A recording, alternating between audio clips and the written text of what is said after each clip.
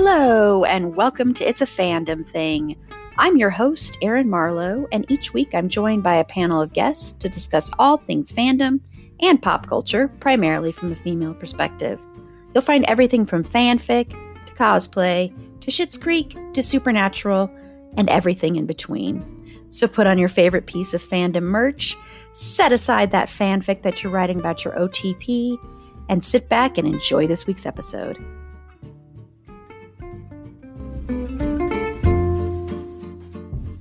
Hello, and welcome to It's a Fandom Thing of Love. Woo-woo! I'm your host, Erin Marlowe, and on this very, very deep, intelligent, thoughtful, highbrow episode of It's a Fandom Thing, we are going to be talking about those intelligent, very thoughtful shows that had absolutely no problematic elements whatsoever. It was just people wanting to find love. What's wrong with that? Called the VH-1 of love shows. And I'll be going through like a brief list of where they came from, the history of it, how it actually started with a show that wasn't about love, but then transitioned into a show of love. And then there was the spinoff of that one. So it just became this thing of just hearts and flowers and everybody loving each other. It was like a return to the 60s and flower power and in some ways. Sure, yeah. Yes.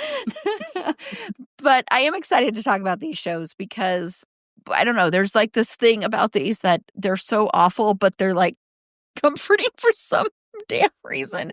So I'm excited to talk about them. But joining me on this episode is first up, one of the co-hosts of Talking Like a Teen podcast, Ashley. Hello, Ashley. Hi. Thanks for having me. Thank you for being here. And next up from OK Real Quick, Carla. Hello, Carla. Hi, everybody. I'm Carla. I am 23 years old, and I'm from Miami, and I'm here to rock out and to love because I love Brett so much. I can't wait to meet him in person and to not know any of his songs. That was perfect. You actually kind of, in a way, reminded me of a combination of Megan and a couple of other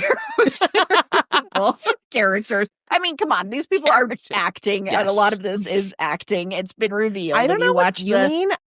I am very sincere. This is absolutely 100% the real, genuine me. Yeah, you've been dreaming of this 40-year-old rock star. My entire life since I heard about him 12 minutes ago. And last up, my podcast brain twin, Jenn, from my streaming bubble. Hello, Jenn. Hello, and don't threaten me with a good time.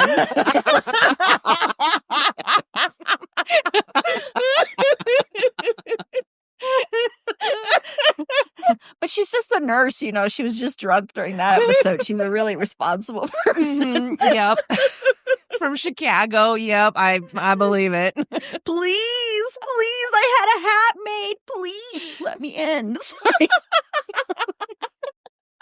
Please, I'll do anything. I had a hat made. I know. We never saw that hat, did we? No. Actually, I just thought of that. We never saw that. It's so disappointing. Yeah. Sometimes the hats are the friends we've made along the way. Stop it. Oh, man.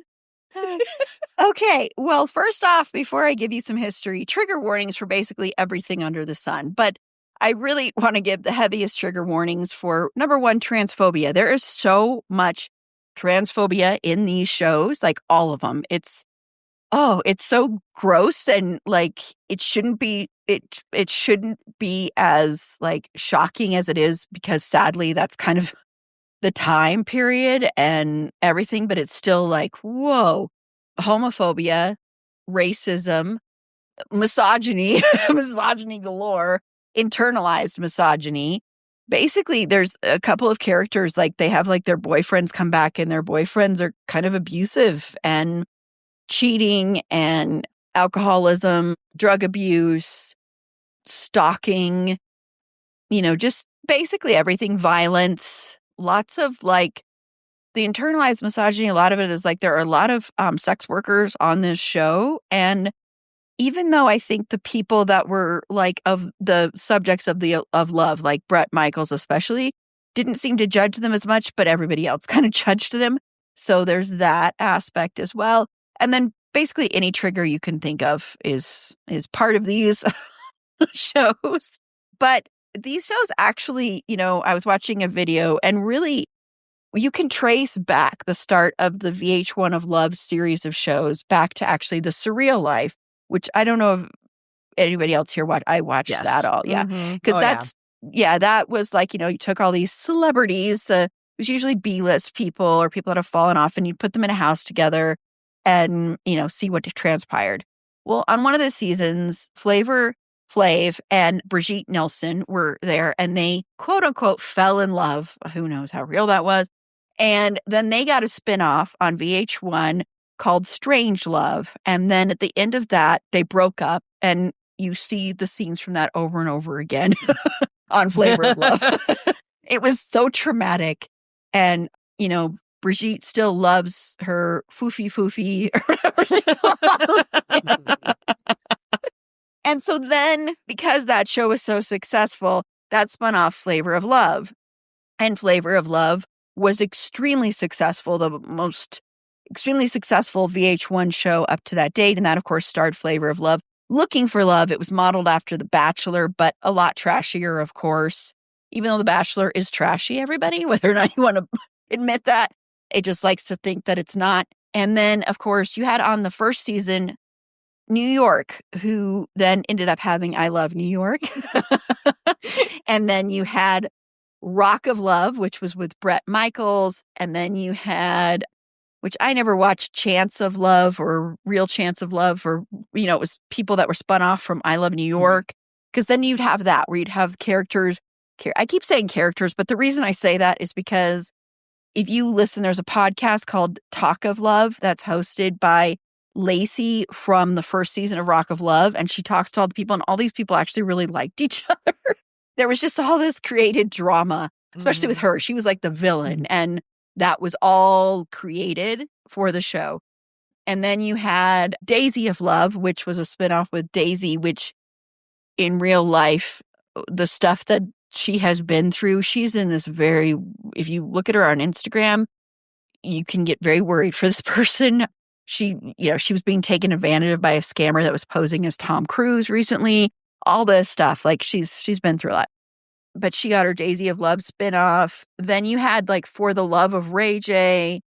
And you even had like these other ones, like you had the Charm School, which was taking some of these women and trying to make them quote unquote better. You had, Sharon Osbourne, Monique, and Ricky Lake all hosting individual seasons of that one. And then the show that ended up actually ending this whole run was Megan Wants a Millionaire. And that was a spinoff with the character Megan, who Megan had also been on this show called Beauty and the Geek, like before she was on Rock of Love. And one of the contestants on that show, so also, trigger warning here for domestic violence and murdered like their ex. And so they just scrapped the show, and that killed all of these. That's kind of like, that was a death nail into all of these series. So yeah. So it's ending on a positive note there.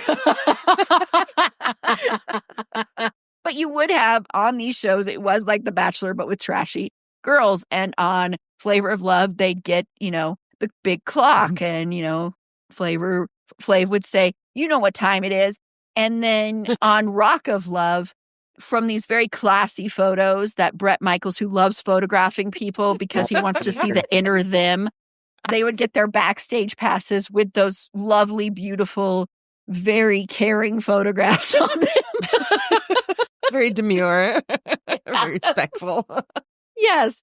So, yeah, that's an overview there. So what I first want to start out with, though, and I think I already know this answer from you, Ashley, but of all the Of Love shows, which one is your favorite?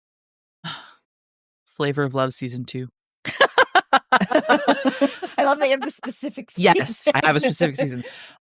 I will say though, because I hadn't watched the Rock of Love seasons in a really long time, they're delightful. Like, they're horrible in that these shows are horrible.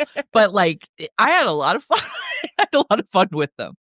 So the last season where they actually like put them all on buses and take them around, I'm so bummed that they didn't get to do more seasons with that premise, because I think that cast was kind of the least interesting, but like that premise was so good. I wish that they'd gotten to use it more. Yeah, because I know, and if you don't want me to share this, I can cut this out, but I know so Ashley messaged me about wanting to be on this episode and said, here's my credentials. I own the Flavor of Love. I own, like, was it all the DVDs? Yes. And I watch them as comfort shows. And so they're my credentials to be on the show. So I can cut that if you don't want everybody to know that. No, it's totally fine. But I just thought that was awesome when you messaged me, because then I was like, I should make everybody, tell me their credentials for why they should be on episodes.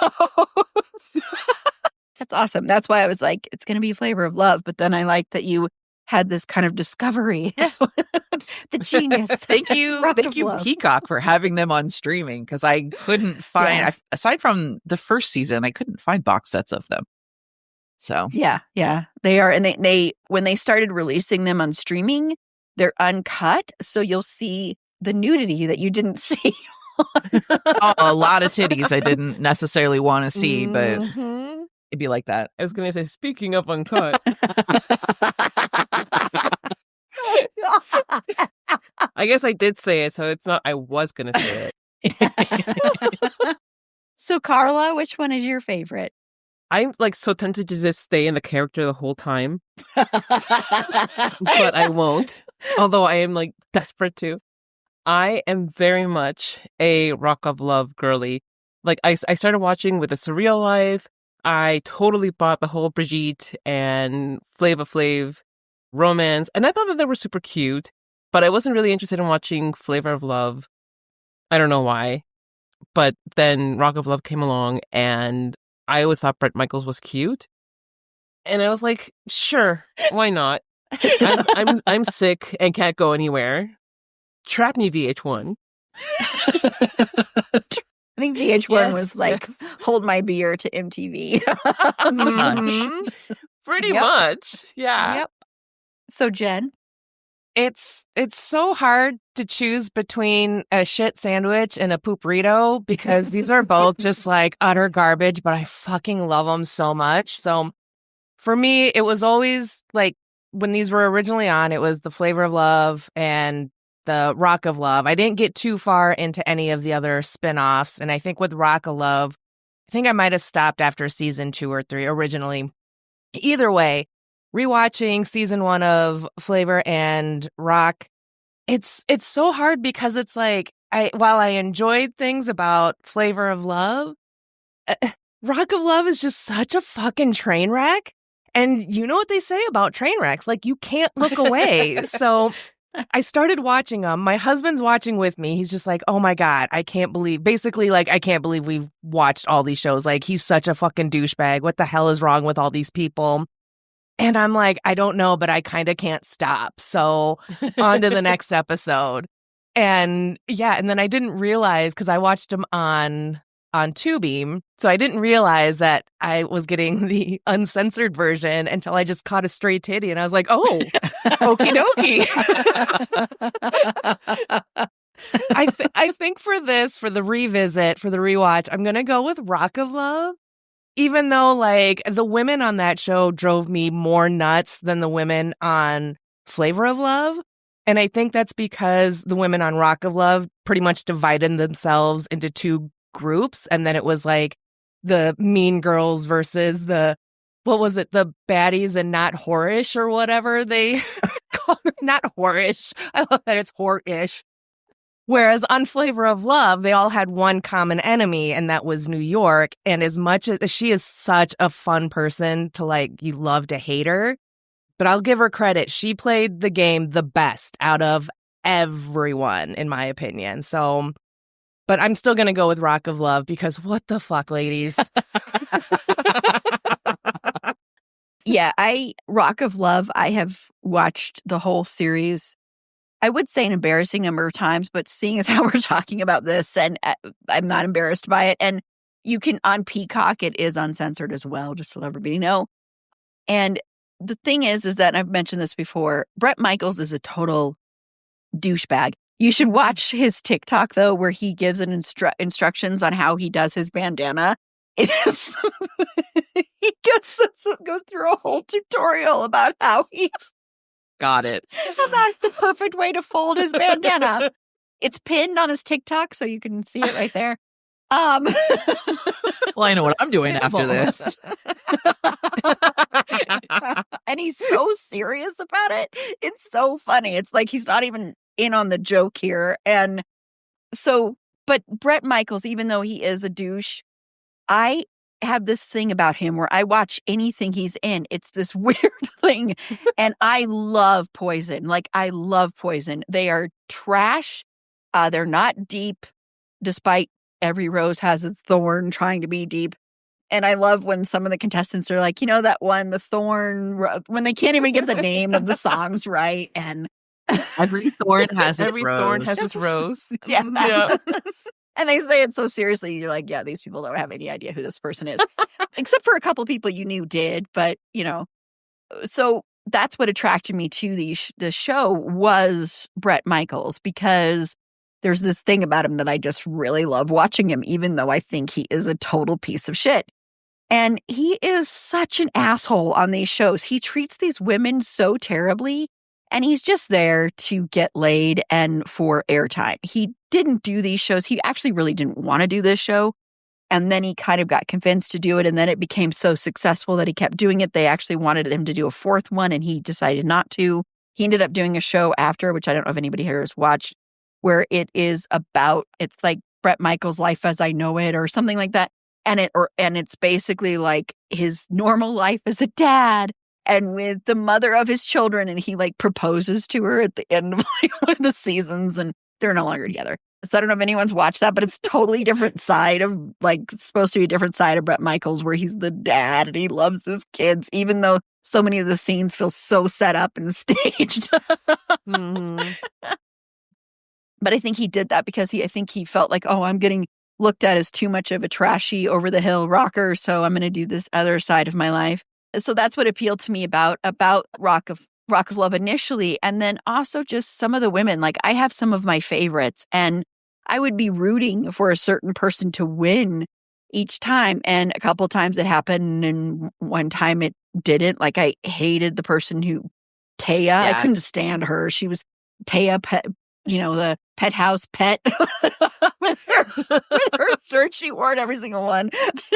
Penthouse pet of the year or whatever. And she's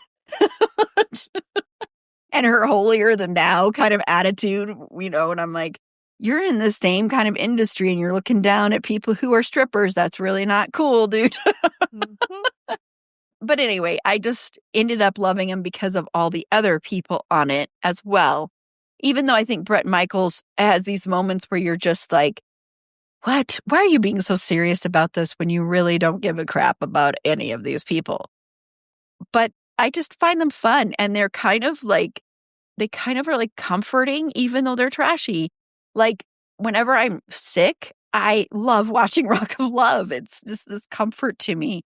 But for preparing for this, I actually, for the first time, really watched Flavor of Love. I didn't watch that the first time, even though I also loved that love story too, Carla. And I watched Strange Love. I watched that series. Mm-hmm. And what strikes me about Flavor of Love that's so different about Rock of Love is Flavor Flav really doesn't seem to care about what he's doing.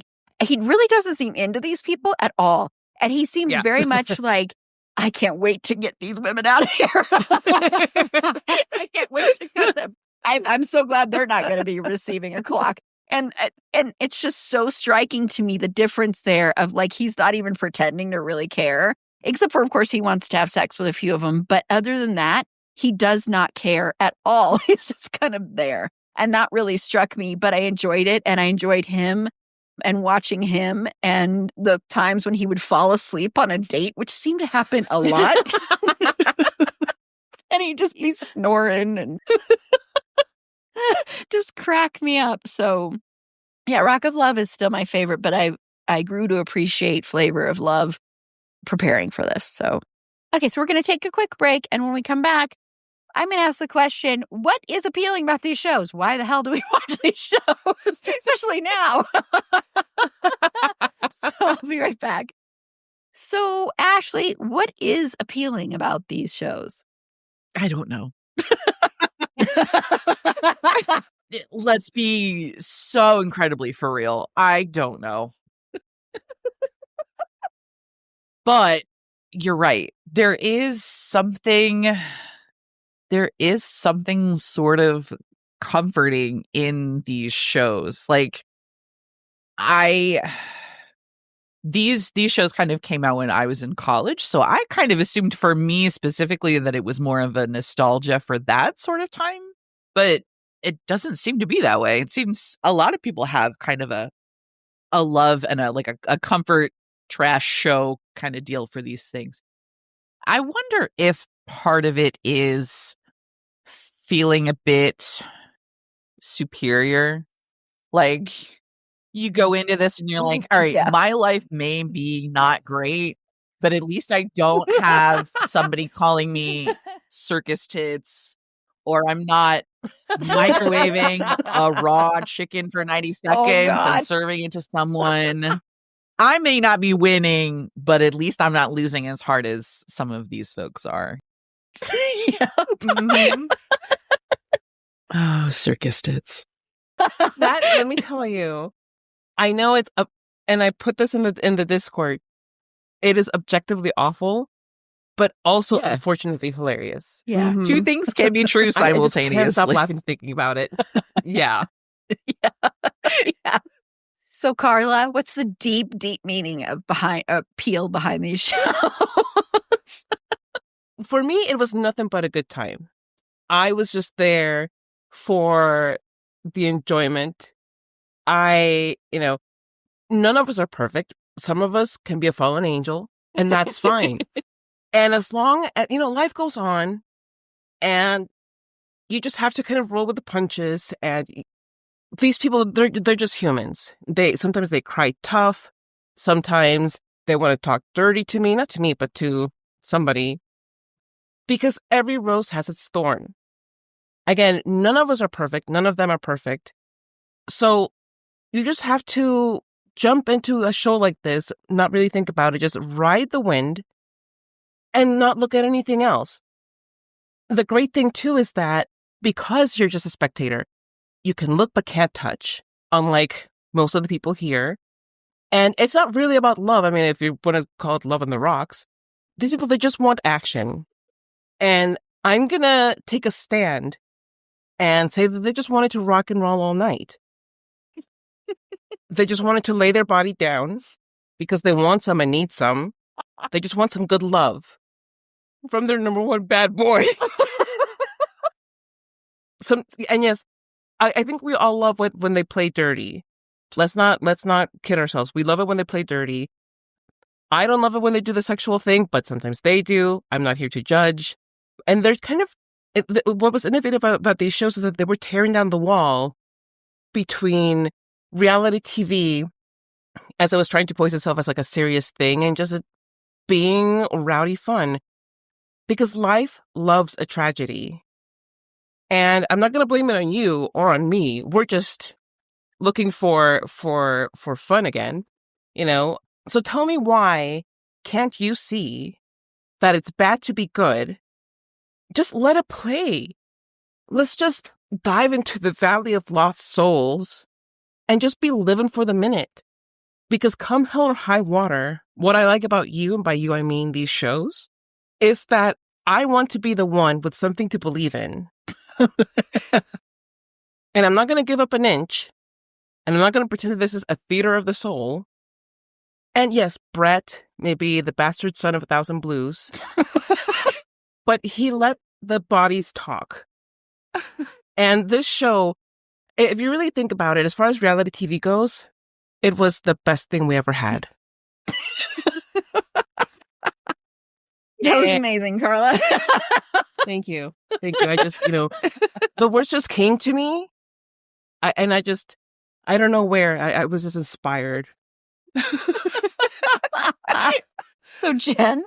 Oh, man. I can't follow that. I mean, Carla really spoke from her soul, from the depths of her beautiful soul. I'm sorry to have, only time will tell if we will stay alive.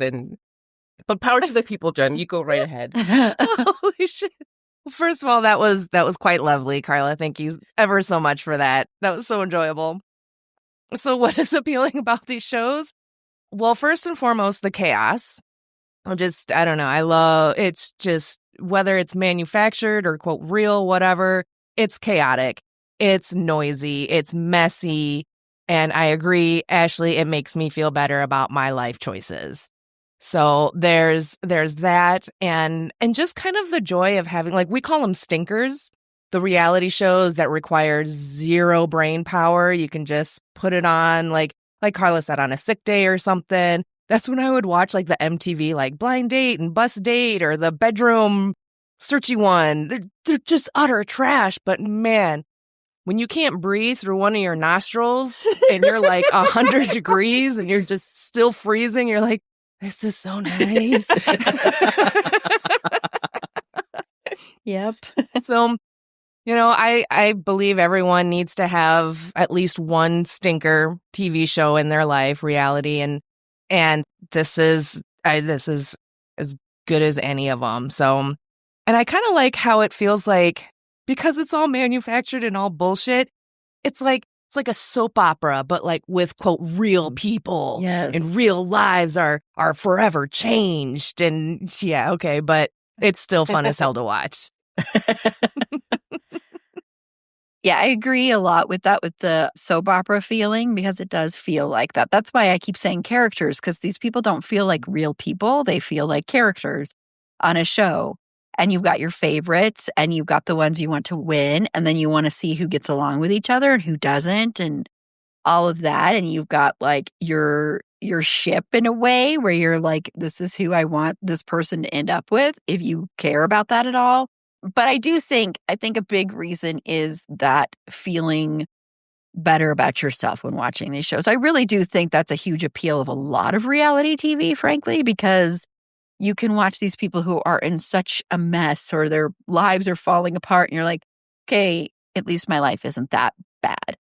And I do think that's an appeal of it. I do think there is some nostalgia for some people, though. I do think there is that bit in there of, like, depending on when you watch this, because I know a lot of people actually watch these shows when they were, like, teenagers, and so I think there is that appeal. I wasn't a teenager. I was in my 20s, but I think there is that appeal to that of, like, that nostalgic feel of it. That's the way I feel for, like, the first couple of seasons of The Real World, is that nostalgia for that time in your life kind of thing.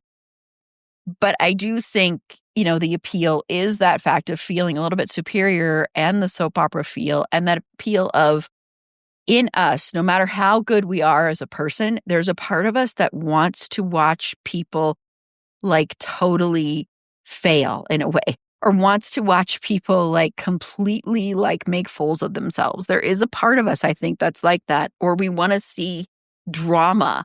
We want to see people, like, lose it on each other, like the epic fights, like, watching Lacey in season 1, even though you hate her, some of the things she does are, like, so interesting to watch, because it's like, she's just a horrible person, and she's making all these people's lives miserable. But the way, like, when she got into, like, the fight with, like, Dallas, and how she's just like, I'm going to push until she hits me, and then she'll have to be kicked out. Or when she's, like, trying to pretend like she's not this horrible person, when her father, who was creepy as hell, comes and visits, and her putting on this persona, and Heather finally realizing, oh, wait, she's not a good person. I always knew she wasn't, but she wasn't, or when she pushes Jess into the pool, or, like, little things like that. And you're just like waiting to see what she will do next. And that's why the producers knew we have to keep her on for as long as we possibly can, because this is good television. That was her role to play. And that's why you'll see like the more like the ones that are quote unquote boring get kicked off first, because, you know, unless they're like having a lot of emotional breakdowns, like Sam in the first season or something like that, they're not going to keep them around as much, you know? But then it's interesting when you watch like the Rock of Love bus, where they ended up with two characters that actually weren't as entertaining as the other people, but so then they made them have this thing where their friendship fell out because they were competing for the same guy. So like, we have to add drama somehow. So I think it is that feeling of wanting to watch a train wreck and wanting to watch people like lose it and wanting to see what happens next, because we don't see these people as real people. We see them as characters on a show. And that's kind of the way reality TV has been looked at, I think. And that's why it's so successful. I don't mean to get serious about it because, but that I think is where part of that comes from, is that. But I did want to just add, when you were, when Carla, when you did your amazing thing and all the lines that were dropped in there, the amount of times that you would hear the needle drop of not just every rose has its thorn, but when you'd hear that, give me something to believe in. And it would be on this moment where it'd be like, oh, this is like so deep and heavy. And oh my gosh, like when Brett got news that somebody that was in Iraq got killed, and he's just like, oh God. And he had children, and one of his favorite moments was meeting me. It's like sick. And then he was to all the other girls, he's like, I'm sorry, I've just had a really rough morning. I found out that, you know, really, seriously, Brett, did you really even know who this person was?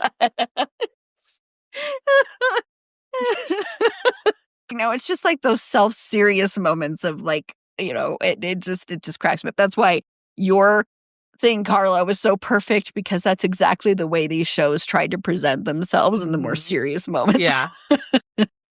That's all it is. It's I'll get there. It's just exactly that. Yeah, it's a performance.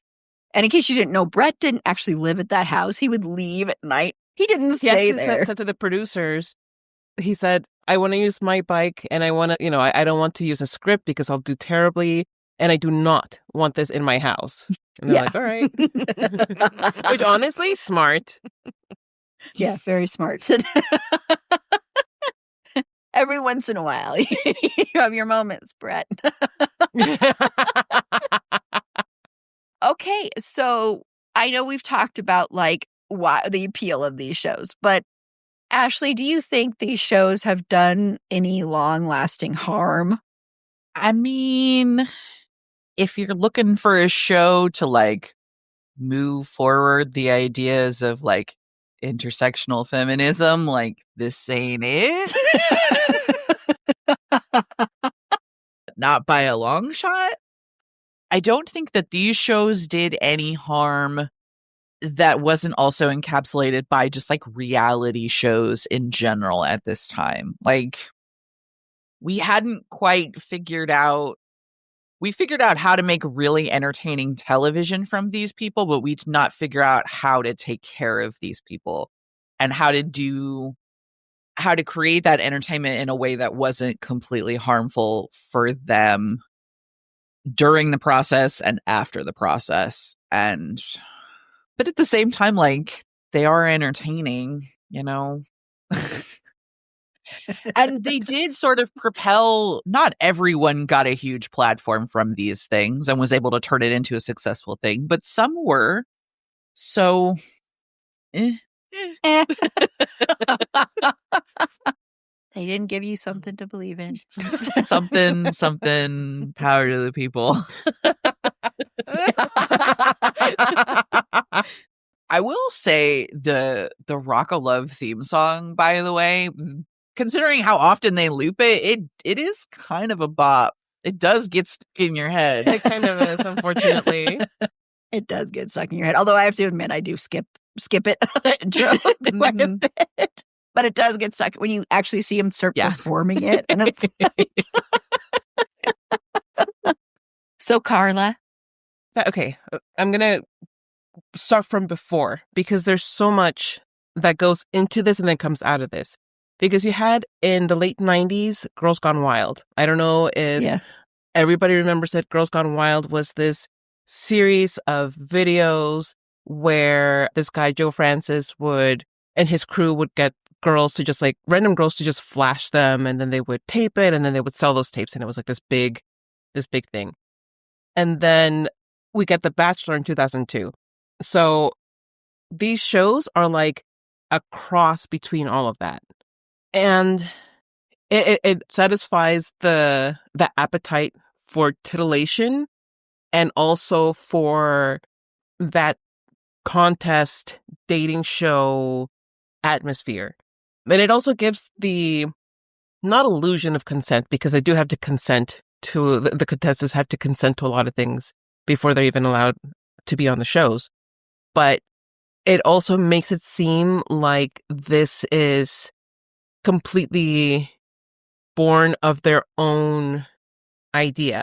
Like, they would have some great advantage by flashing Brett or Flava Flav, or that by sleeping with them, they'll have a leg up on something. And I'm sure for a lot of them, like, that was enough and they were just having a great time no matter what. But there is that element of wanting to win, and the way to get there is through this random man. So the problem for me with these shows is that they're very male-centered. It's, I don't know what the demographics were of the audience, but certainly the people centered in these shows were these men who were clearly not actually there for love, no matter how many times love appears on the title of the show. And I think for the most part, because not all of them, but for the most part, these women knew exactly what they were getting into. And those are the ones that I think were the smartest about it. And they had no expectations that, oh, this person's going to walk away from this, wanting to marry me or anything like that. They knew that it was like a stepping stone on their way to like a career in entertainment. But again, it shouldn't even need to be a thought that you have to sleep with some man to have a career in entertainment. So it's also very weird to me that these are the same women who are putting down sex workers. Because what else do you is it that you think you're doing? It's so many of them were like, I feel like he's cheating on me with these women. It's like, he's not anything, you're nothing to him, like he's going to walk away from this and be done with you.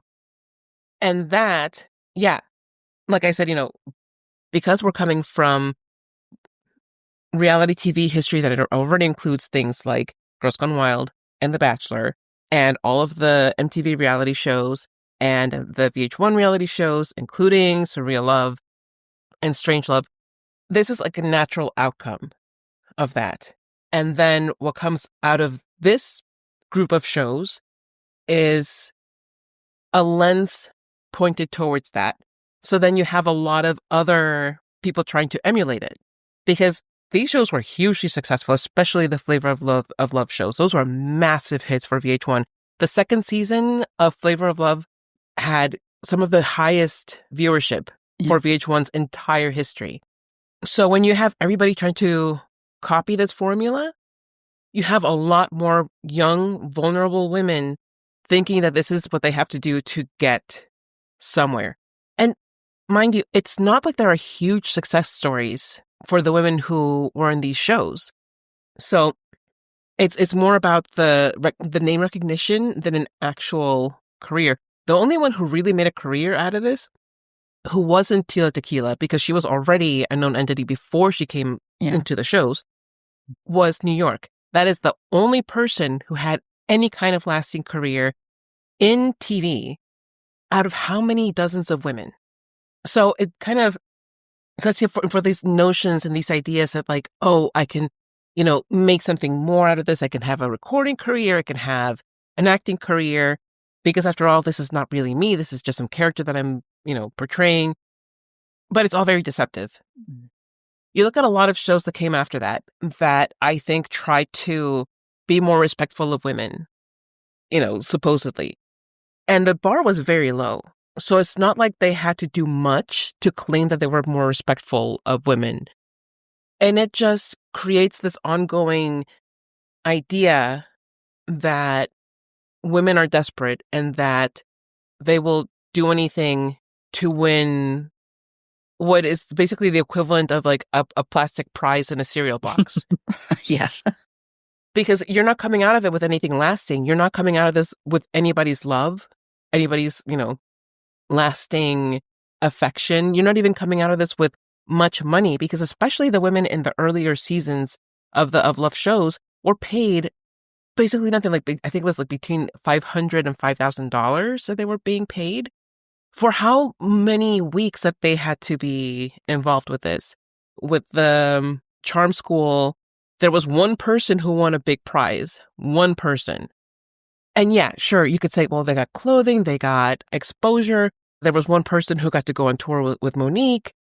Okay, great. Out of how many women? Yeah.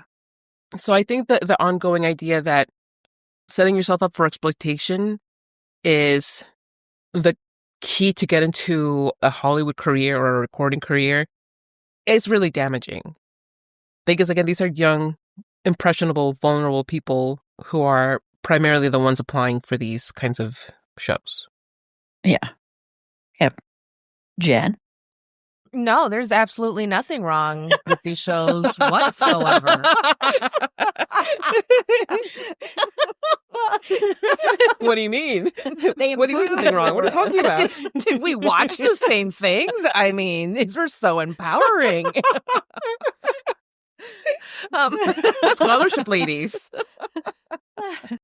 Yeah, I think Ashley and Carla put it perfectly, so not a whole heck of a lot to add, but absolutely these shows did harm, especially for the young ladies watching it in their teens. I think when you're a little older, like I wasn't that, like, I was in my 20s or whatever, like kind of younger 20s. And, so slightly less impressionable, kind of already like, oh, I've already kind of done that party thing or whatever. But for these young girls to grow up watching these shows and thinking, that's how I have to behave, that's how I have to dress. And our fashion at the time didn't help that, with like the low-rise jeans and like bikini tops, basically, like just seeing some of the fashion, I'm like, shit, we really wore that. Oh my God. People actually bought that stuff. Yeah, so it implants a not a great ideas into young girls' heads. And I think now to watch them, it's more of like a cautionary tale or a guide of what not to do, how not to behave, because this is how it's going to come across. Like, yes, it's heavily edited, and yes, certain people are made to look more as the villain type or an angel, what have you. But when you're young, you may not realize that. You may think there is some level of realism to it and not realize it's all manufactured bullshit, and thinking like, so that's what I have to do. I have to walk around in my bikini. I have to get in fights with girls, other women, and the whole like, yeah, pinning women against each other. I understand it's a competition, but I feel like Rock of Love really kind of took that competitiveness to a very toxic level. Whereas, on Flavor of Love, they were working to like knock each other out of the running and everything, but it felt so much more malicious on Rock of Love for some reason. Again, it could just be because it was more two groups of women, your bad girls, your good girls, or what have you. Whereas on Flavor of Love, it was more of a concentrated effort against New York. So I guess there's a little team building there. Team building exercises. Yeah. I know a great way to get up corporate morale. Yes. At the next HR meeting, this is what they'll go over. But then to just like perpetuate that mean girl behavior and this high school mentality from grown ass women of like, we're varsity team, we're A team. Like, that's really cringy right now. I mean, it's pretty cringy back then too, but like even now I'm just like, ugh. you guys, come on now. But is it any more damaging than anything else during that time? Not really. It wasn't any better, wasn't any worse. It really just is a product of its time. So, but I think for, like it's been said, there's some nostalgia to it for a lot of people. And I think as long as we can see it through the truth lens of what it actually is and not idolize in any way, these are still very fun and enjoyable shows. Again, look at it as a soap opera. Look at these people as characters playing roles that the producers want them to play, and you'll have a little bit more fun with it. I had to kind of put all my wokeness, my grown woman wokeness out my brain while watching these, because I'm just like, that's not okay. And there was one instance in Flavor of Love where he's like, a couple of the girls come and sleep in his bed and they're still sleeping when he wakes up, and he says he was this close from doing something bad. I'm just like, Yeah. So you want credit for not being a fucking creeper. Wow. Low bar. So I had to, I had my moment of ugh, and then as terrible as that sounds, but No. I acknowledge the ick, but I can still kind of appreciate the entertainment value within it. Yeah. Does that make sense? No, it does. Yeah, I think going into it, another aspect of the harm it does to other young people watching it and stuff could be that the fat phobia in these shows also is outrageous. It's so disgusting. I mean, some people would be called fat that were so thin. So the fact that you had that in there, which was already a problem during that time anyway, so that was reflective of the time. I think if you're young, you're watching that can make you feel like, oh my gosh, I'm hideous, or I need to starve myself. So that was another problem there. And I think these shows missed out on an opportunity. And we both love we all love how trashy they are, but it missed out on an opportunity to actually really humanize people that are in sex work, because there were so many sex workers on these shows. And even though Brett would be like, I love strippers, I love sex workers, or, when they had the porn star on the bus one, and he's like, I've seen your movies, but then they turned her into this sock stealing weird person. So it was like they tried to humanize people that were in sex work, but at the same time, they also criticized them and said, well, this means they're loose and they're going to sleep with whoever they want to, and they're all of that stuff. So it was still played into stereotypes. I will say there's one moment where Ashley or A-Bomb from Rock of Love Bus, when they're doing the challenge where they have to do the daycare and take care of the kids, and you see her be an amazing person with children. And it's like this moment of see, just because she's a stripper doesn't mean she's not a good mom. And so there was this brief moment of whoa, they're actually maybe trying to say something, and then it's immediately erased when they have the exes show up and all this other stuff happens. So it's I think that's where the harm came in, is being playing into stereotypes, the fat phobia, all that stuff, the harm it could do to young girls and women and everything. And also, again, more harm to sex workers who were already left out of feminism and anything like that so much. Once again, if your feminism doesn't include sex workers, it's not feminism.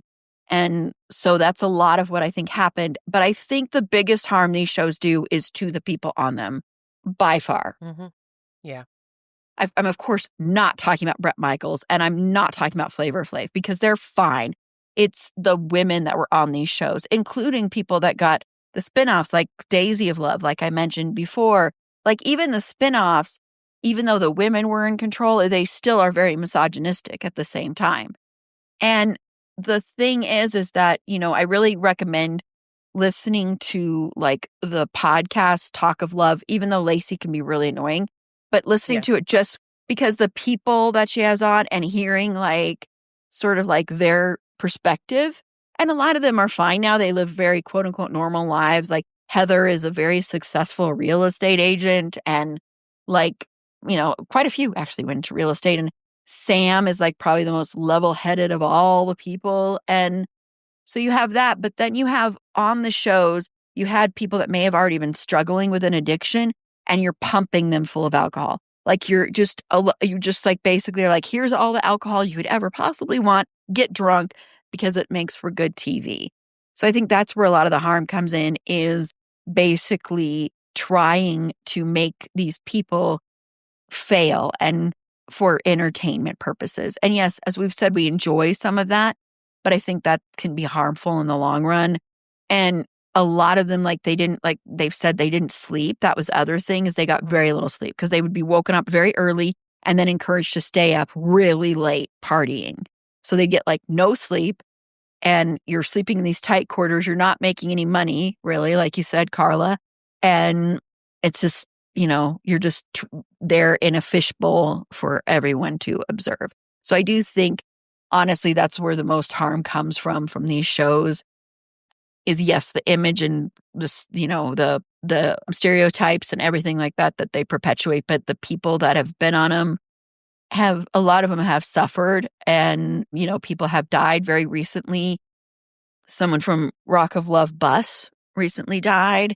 And so you have a lot of that, like some of that. And you had very few really huge success stories coming from here. Like you had like a 0.001% of like these people actually ended up being successful in any kind of entertainment career, and without these shows, you wouldn't have shows like that Dr. Drew's celebrity rehab crap. And that was all kind of that spinoff of it. So, yeah. So, Carla, you had one other thing to add? Yeah, I don't know how I forgot to mention this, but there is one of the big harms that I saw is the portrayal of Black women, because so many of the characters on these shows were set up to be, quote unquote, like the most ratchet, the most quote unquote ghetto.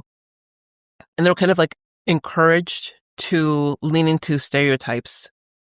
There's also, of course, colorism that plays into it, because the darker you are, the less likely you are to be considered attractive. And then, God forbid, you're darker skinned and larger, because that's a whole other level of misogyny. And the transphobia also plays into it, because dark-skinned Black women are often labeled, too manly. Like, look at Serena Williams, look at Simone Biles, and so many Black women who are just physically strong. And it's like, oh, they're too masculine. And that just normalizes those ideas. And that's never a good thing. Yeah. Yeah. Thank you for mentioning that. Very, very, very true.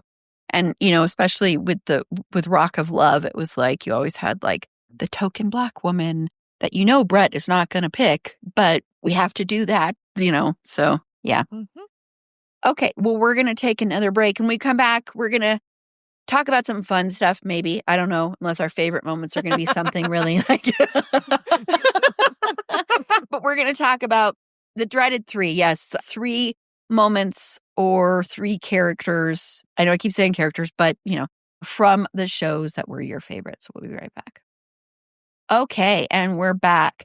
So, Ashley, I know it's hard. It's the dreaded 3. I don't know if it's as hard with these shows. And when I keep saying hard, I'm like totally in a different mindset right now because of these shows we're talking about. But I don't know if it's as hard as our other ones when we have to do 3. But what are 3 of your favorite moments or people from any of the shows? New York. She took this sort of like big villain role in season 1 and came down to the end, and he did pick her. And so bringing her back in season 2 was absolutely a stroke of genius. Having her kind of come on and be this friend, and then deciding, I'm assuming that they decided this beforehand, but like deciding to have her come back and be a contestant on the show, only to kind of put her through the ringer and do the same thing again, was such good TV. And her own they gave her own show, her own kind of version of the show. Both seasons of that are absolutely delightful in a train wrecky sort of way. And I grew up in the Midwest. You get that very, you have to be nice, manners, all that kind of stuff is sort of beat into you because this is the nice part of the country. And so to watch someone be able to do the exact kind of opposite, like I would never imagine saying some of the things that New York has said, but like, go off, man. I love that she is a person that seems to be able to speak her mind and is so quick-witted, and that's a thing that we have kind of come to really appreciate about her. Not just the train wrecky stuff, but the fact that she is so sharp. I love her. She's great. I referenced it earlier. I do love the fried chicken challenge that happened in Flavor of Love season 1, where the challenge is he's like, I want a woman who can cook with whatever. Fry me some chicken. And you've got one woman who has a phobia of chickens, which I'm not, people are scared of what they're scared of. That's fine, whatever. That's not one that I've heard of. So like that strikes me as strange, but like she's like really going through it as she's frying chicken. And also Hottie is there shoving it's a full chicken, shoving it with chow mein noodles and full unpeeled carrots, and there's marshmallows and like red cabbage leaves on this chicken, this whole chicken, that she then puts in the microwave for like 2 minutes. She hits the chicken button and it's like, I got this. I'm winning. Do not worry about it. And it's just bananas. The whole thing. And he just asked them to cook something, and all of these things happen from it, and it's just the best. Oh my gosh. TV. And I do love, like, it's kind of gross and one of those things that like has kind of been talked to death. But in season 2, one of the like most infamous eliminations where Pumpkin spits on New York, and this whole season 1, my bad. Season 1. Yes. And like they had been kind of going at it all season, and everything had been building to this tension, this super like tense moment. And Pumpkin's finally being sent home. Flavis decided that she's fake because she's been on other reality TV shows and blah, blah, blah. And Pumpkin just like seeing this moment and being like, I'm going to get this girl. And then they like almost beat each other's asses. And it's again, none of this is good. This is all bad. But from an entertainment perspective, it is peak. The chicken though, those marshmallows on that chicken and the noodles looked so weird the way it was shot that it looked like there were like bugs all over the chicken. I was like, this is so gross. And she kept saying it's going to be healthy. It's healthy. I'm like, marshmallows. I love that because she was in an interview where she said that she was raised vegetarian, so she never really interacted with like chicken. And she was like, you know what, screw it, I'm just going to have fun. And I'm like, thank you for that. And her look of like pure shock that nobody's going to eat this. It's done. It really is done. I cooked it for 2 minutes in a microwave. Yeah. It is so healthy now. I am not a good cook, but I am not that level of bad cook. So even that made me feel better about my cooking inability. Right. So Carla, you're 3. Okay. First, from Rock of Love Season 1, Episode 4, Riff It Good. This is the one where they have a song contest. And the whole thing is that they pair up and they have to compose lyrics for a new song for Brett's solo album. And then they win a date with Brett. Woo woo. And that whole episode was the trippiest thing because, first of all, none of them can sing. Even I think it was Lacey who was like, I've been in 5 bands and I have won contests and I'm carrying my team and my teammate doesn't do anything, which granted, her teammate was doing nothing. But maybe she's grown since then. But at that point in time, this person could not sing. I'm very sorry to report. But then the whole like plot line with Rodeo and how Rodeo turned an actual genuine moment of vulnerability into just milking it for all it was worth, to the point that she got sent home. Because she's like, I love very sincerely, I think, missed her child. And she was like, oh my gosh, I miss my kid. So she's crying. So then one of them goes and gets Brett. Brett. She's very upset and crying. Now, mind you, Brett and Rodeo actually bonded over this because Brett also has kids. And it was like, oh, this lovely intimate moment. And then all of a sudden, everything with Rodeo was about kids. Like, oh, let me bring children into everything. She brings children into the song. And like the song has a line about like, let's get our kids. And it's like, wait, what? Why? Like Brett was like, I don't understand what is happening. I do not consent to this. And then he's like, Rodeo, you have such a pure heart and you obviously are such a good mom that I'm going to send you home so you can be with your child. And it was, my God, the biggest misfire on Rodeo's part. I was like, tell me, please, that you saw that coming, like, because there's no way that you couldn't have. It was hilarious. I'm so sorry, Rodeo, but it was so funny to watch it be so, like, Pikachu face about, like, being sent home for being like, oh, my kid. Brett, you have kids?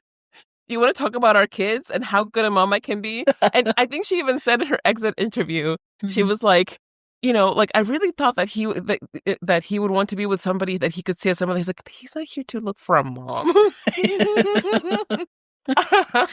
I don't know if that's what you thought, but that is not what this is about. Now, my next thing is from Flavor of Love, season 1, Interrogated, and that is because Brigitte Nielsen, her nickname is Gita, and so she comes into the show, and he's like, I'm bringing my ex-girlfriend to judge you guys. And all of them are like, rightly, they're like, what?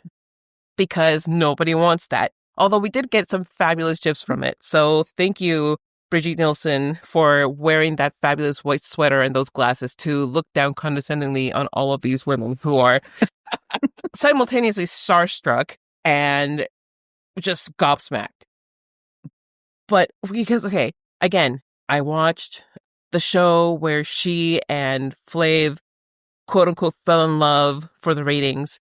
And I like their chemistry and I enjoy them. And I had forgotten just how, like, magnetic and powerful she is. Like, she really, like, draws a lot of attention. So you're not really paying attention to any of these women. It's like, it's the Brigitte show for like a half hour. Just amazing stuff. And her confrontation with Hoops, where Hoops rightfully defends herself because she's like, why are you talking to me like this? You don't even know me. And Brigitte's being Brigitte. It's just really good TV. I'm sorry. It's really good TV. And her, in the end, telling him, none of these girls are for you. None of them. Yep. And Flav being like, it's because she's in love with me. So I'm going to go against doctor's orders and just pick them anyway. Like, wow. Amazing stuff. I love it. I can't get enough of it. Just what an episode. What a moment of television history. And then New York is amazing. Like, that is somebody who really took her 15 minutes and stretched the hell out of it. And I think that is actually awesome because she knew what she was getting into. I truly do not believe she ever held an illusion of Flav falling in love with her. In her own show, I Love New York, it was never about, oh, I really want to find somebody to fall in love with and be with forever. She's just there to make good television. And she went on to make good television over and over and over. Anything that she has been in, she has brought that amazing element that she has of being so quick-witted. Like, and the thing is, she is so offhanded with all of her remarks. None of it seems particularly staged or planned. It just feels, I don't know if it is planned, but it feels so off the cuff. And it's amazing how quick she is, how cutting she can be. But at the same time, and I've heard this said by so many people who have been on shows with her, that off screen, she is the sweetest person. and just like the nicest person. And you don't get that from the television show. You're not supposed to, because this is the character. Tiffany New York Pollard is a character, but it just really shows you like how talented she is.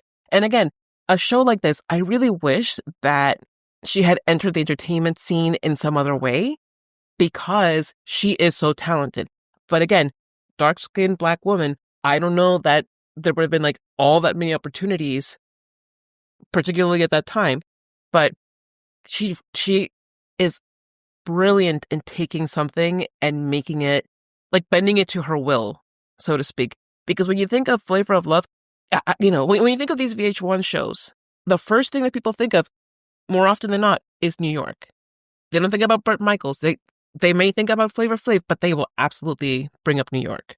And that's a legacy she can really, hang her hat on, or whatever piece of clothing she wants to hang in the place of what a hat should be. Not everybody can wear hats. Yeah, and she had more than just one show, too. She had like 3 shows, so that, too. Yeah, and the rodeo thing, the funniest part to me of that whole thing is Bret Michaels giving her his hat. Yes. I had this hat specially made and I want you to have it. She's like, well, okay, that's not what I wanted, but okay. And just the pure, like him faking like he's so emotional about this and saying that was really hard for me. And her in her exit interview saying, I didn't want to go. I don't want to let go. I'll never let go. And her coming back at the reunion show and being like, yeah, and her even being like, okay, well, I'm here also to say I'm still open to having a relationship with you. It's just like, no. She was one of those who was like absolutely delusional in this thing. She sincerely thought that it was a real love contest. Rodeo, no, it was never that. Yeah. Never, ever that. Like, there was one woman that from the first season that Brett actually dated for a couple of months after the show, who was convinced that it was like going to be a real thing. And then she heard that Rock of Love 2 was coming out. She's like, what? Brett, honey, how are we doing this? Am I going to be on there too? Like, how are we? And Brett was like, blink, blink, blink. Sorry, babe. Yeah. Yeah. But yeah, Rodeo's that was one of the best exits ever. And that song, whatever that song was, and all of that was just absolutely. And the time that she came back to in the second one when she did that contest with all the farm, basically. Oh my God. Rodeo was singular. Yeah. She was a moment in time. Yeah. Yep. So Jenn, what are your 3? Oh, well, let's see. I also have the chicken incident of Flavor of Love, because what the fuck? And I adore Hottie and just how fucking delusional that woman was, I don't know, playing the role, whatever. That woman was Little Miss Delulu the whole fucking time. And I kind of appreciate that.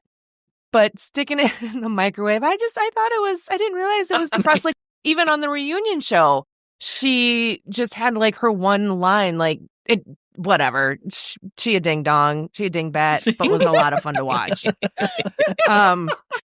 Of course, the loogie spat round the world. When I started watching Flavor of Love, it was really hard not to just skip to that episode just right off the bat. So I waited and I watched through. And when it came up, my husband happened to walk in and I was like, babe. I was like, it's the loogie. It's the loogie moment. And so he sat and we watched it, and it's so fucking gross. And the number of times they replay it in that episode and then the next episode and clip shows and reunion shows, they really got their money's worth out of that fucking loogie. Yeah. It was so disgusting. And as much fun as New York was to hate, I don't fucking blame her at all for going after Pumpkin like that, because fuck that. That's some bullshit. You don't spit at people. I would have been much happier if Pumpkin just like took a swing and then got her ass beat. And I was like, you really actually kind of deserve that one. And I do agree with like everything Carla said about New York. Like I said at the beginning, she is the only one that played the game perfectly. She had her eye on the long game. So she stayed within that New York villain character. She never broke once. You see some of these other women on both shows, they kind of have these moments of weakness where they admit, oh, I was engaged, I had a boyfriend, I have a boyfriend. Justin Timberlake's coming to my place of work. Oh, yeah. Whatever.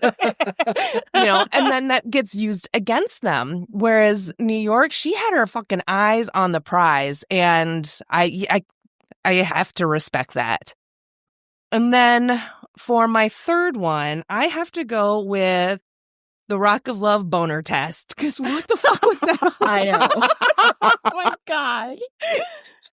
He had a little thing wrapped around his wiener and it tracked like his boner, his blood flow. And I don't believe any of that. Like, I think it was just all like, whatever, just all staged. I mean, even the doctor, when it showed the little pop up below said not an actual accredited doctor. I was like, no shit. What?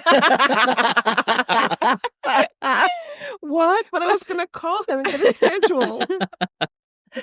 But that was the wildest fucking like reality dating show challenge I think I had ever seen, at least up to that point. I really don't know anything else that was that fucking bonkers. And then these women have to do like their sex voice to them in front of the other ladies, mind you. But that whole challenge itself was ridiculous and a lot of fun to watch. And then even the women, there was the one where she's just like, so how was your day? Yeah, I really, like, she's just having a conversation with her man and whatever. And he's just like, click. Yep. So, the boner test, what the hell? So those are my three. Those are all great. Everyone's has been great, and I could definitely mention them all. All of mine are going to be Rock of Love ones. From the second season, there was the character Christy Joe, who was always having a problem, always having an issue, always falling apart, always like, was like had restraining orders against every single one of her ex-husbands, which is horrible, but it was just like this whole drama. But when her friend goes and says, I will sacrifice myself if you keep Christy Joe. And then when Brett's like, well, I was going to keep Christy Joe anyway. This big moment of like, you just like, if I go, will you promise that you give it to her and Christy Joe? I'm this is the biggest sacrifice. I'm doing this for you, and you don't give up, and you don't. And this huge exit, and everybody's like, what the hell is going on? She knew that Brett didn't like her, but she's just doing this big dramatic thing of like, this is the best thing I've ever done for anyone. This is a gift I'm giving you. I'm giving you this gift, Christy Joe. And then he's just like, yeah, well, she was going to get it anyway. It's just, that's what's so funny about that whole scene is that part, And then I have to say, I actually really liked the character Sam from season 1. And I thought she was put through absolute hell. And I actually thought she was really sweet. She's Wiccan in real life. And like, I believe she's Wiccan, and she's like a professor and all this kind of stuff. And she's a really interesting person. But I really liked her. So she was one of my favorite, like, of the quote unquote good girls, And I loved in the interrogation episode where Brett has all of his super fans in season 1 come and interrogate them, which was like the stupidest thing. Like when they're walking down the stairs and their hair is like blowing in the wind machine. And they're like, this person has been a Poison fan for this many years. This person named their cat Poison, all this stuff. And they still kept the first shirt that Bret Michaels ever threw to them. And it's like the most ridiculous thing. But watching her, I felt so bad for her because she, there's a moment where she breaks down after they're interrogating her, Sam does. And Sam's sitting there and just like, I hate girls. I'm so tired of these fucking bitches. And in a way, it's like the perfect way to sum up the whole show. Because it's so true. And you could tell, I think, and I believe she said this in an interview, that she wanted to leave a lot sooner. And they actually wanted to keep her longer, but then she's just like, I don't want to do this anymore. But I loved that whole interrogation thing, period, when Brandy's like hair starts smoking. Bright light and all of that is just really it's so hilarious. And I think like the biggest like mess up season of Rock of Love, like the biggest like almost makes me nauseous to watch it, is the bus one. It does. It seriously makes me a little bit sick to my stomach every time watching that. And it's because they kind of, I think, upped it to where they wanted to have as many people that were near the end of everything be on this show. And even though it's disgusting and it's sick to me, and it's just so bizarre when Brittany, who is the porn star, collects all of the socks after their hockey game and collects them and puts them in her pillow. It's like the weirdest thing where like you're like, you should not be amused by this because this is clearly someone who's going through some kind of mental health crisis. But it's the whole way it's done and the way they shot, like they have the behind the scenes footage, like you're almost like catching a crime of her stealing the socks and going in there and stealing the socks, and her even saying, I asked if I could take them. Like, and there's never like an explanation about that. And she had other stuff stuffed in there. And it's just like that whole thing was so like really, I think, the epitome of showing like how far these shows wanted to go. And it was just so weird how they did the whole shot of her going back there, and they showed the camera footage like it was a true crime show where they're revealing when the crime happens when she stole the socks. It's like, okay. But yeah. It's not the first 48, guys. Come on.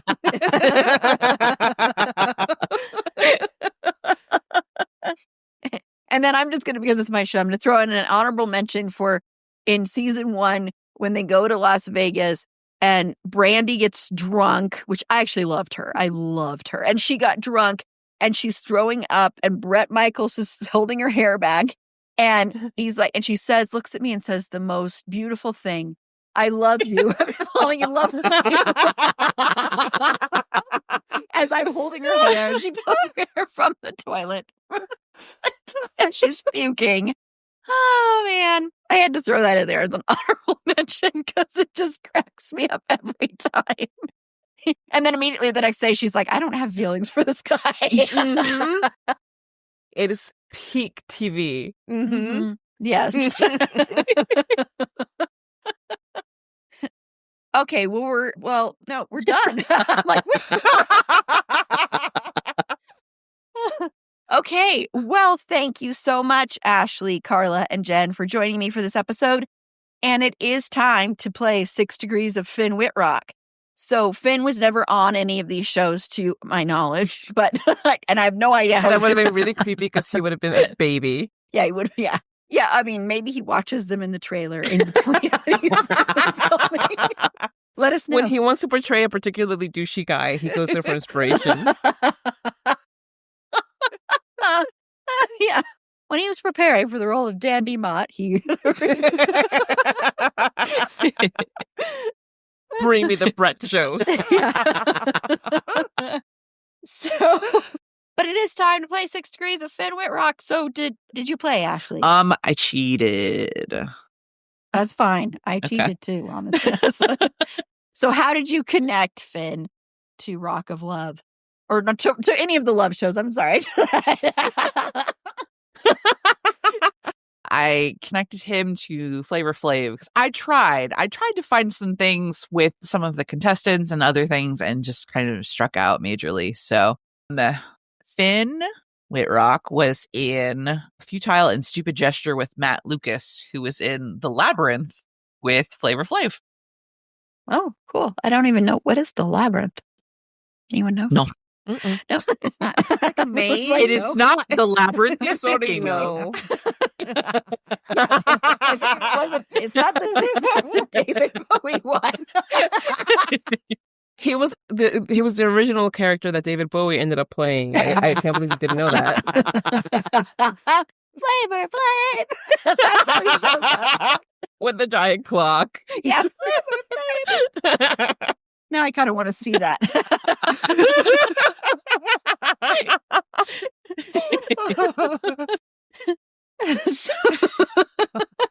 So, Carla, did you play?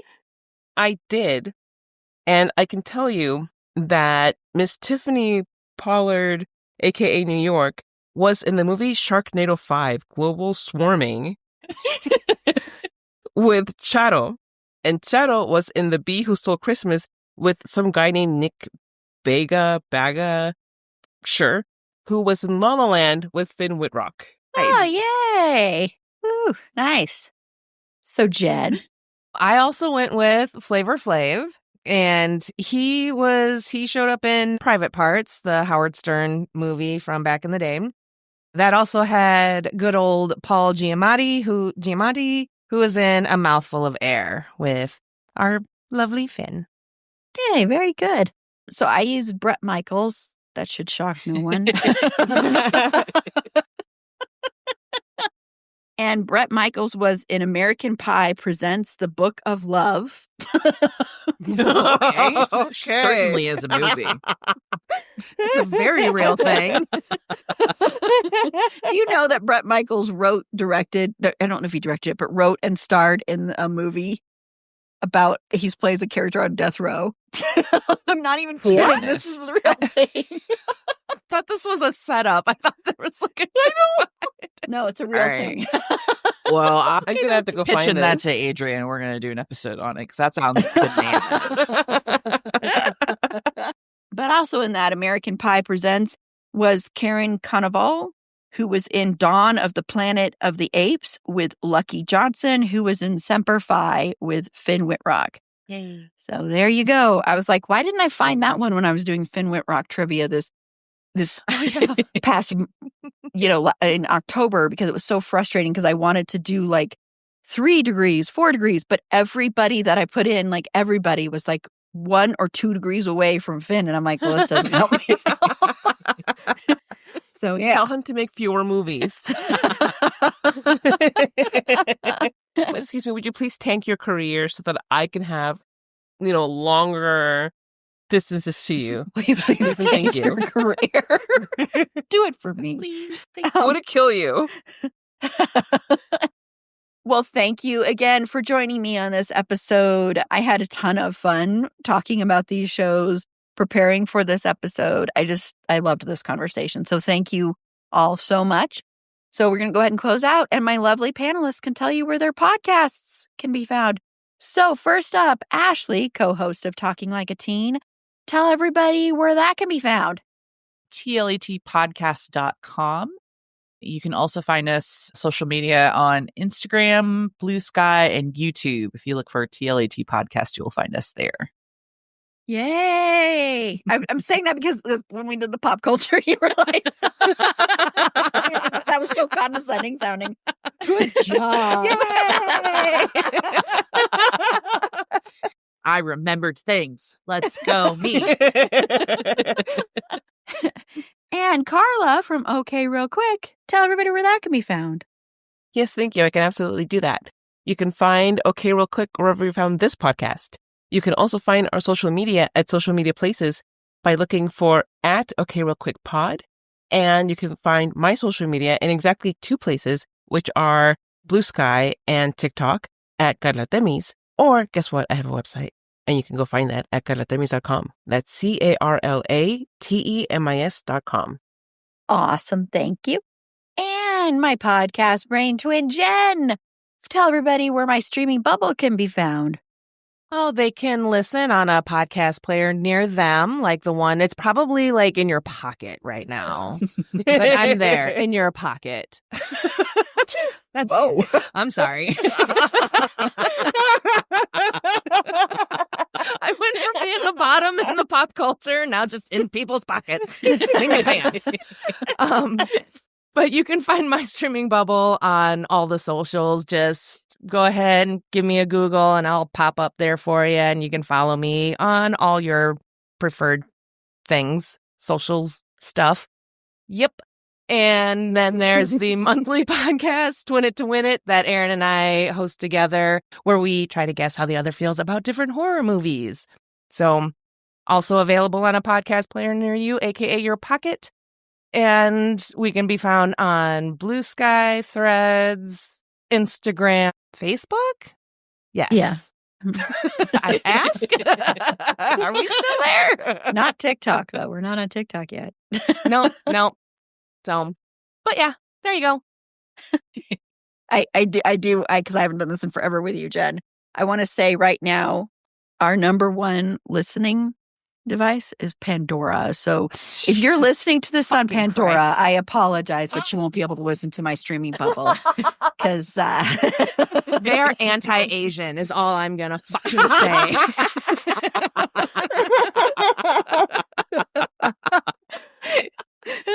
I haven't been able to make that joke in a while, so I'm sorry, Jen. I had to do it. I was like, when I saw that, and it was like, it's like really high as the first one, and I'm like, oh my gosh. It shits on purpose. But thank you all so much. Go listen to all those podcasts, please, and go follow them. You can follow Fergie, the dog, who doesn't give a shit about any of these shows. This isn't her. She loves television, loves watching TV, but this is not her cup of tea. But you can follow her on TikTok at Schroeder and Fergs. That's SCHROEDERANDFERGS. It's long, but it's worth it. To find all our past episodes, links to our social media, links to our Discord server, head on over to our website. It's a fandomthingpod.com. And while you're there, consider becoming a Patreon supporter for as little as $3 a month. You get ad-free content, you get episodes a day early, you get bonus episodes, and occasionally you win prizes. So head on over to the supporters tab on our website. It's a fandomthingpod.com, or click the link in the show notes. And next week, I will be righting a wrong and finally watching Home Alone. So Carla will be back for that one. And then also joining me will be the hosts of Big Reputation Pod, Bex and Kim. So hopefully I like Home Alone. I have not watched it yet. So hopefully I like it, because I'm sure if I don't like it, my panelists will all turn off their cameras and leave. So we shall see. Place your bets now, everybody. So until next time, remember, it's a fandom thing. Black Lives Matter, Stop Asian Hate, and Free Palestine.